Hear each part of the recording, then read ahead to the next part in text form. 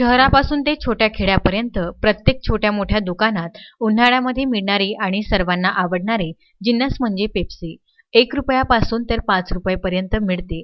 लहान मुलांपासून तर मोठ्या माणसांपर्यंत सगळे आवडीने खातात।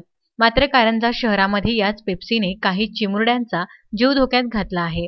कारंजा शहरातील काही मुलांना पेप्सीतून विषबाधा झाल्याचे वृत्त आहे।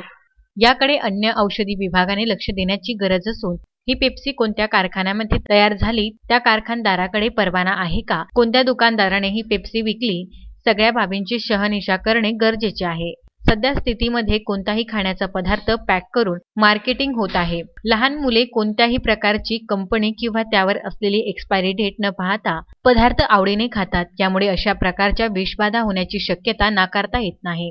पालकांनी सुद्धा आपल्या मुलांनी काय खावे काय नाही खावे यावर लक्ष देणे गरजेचे आहे।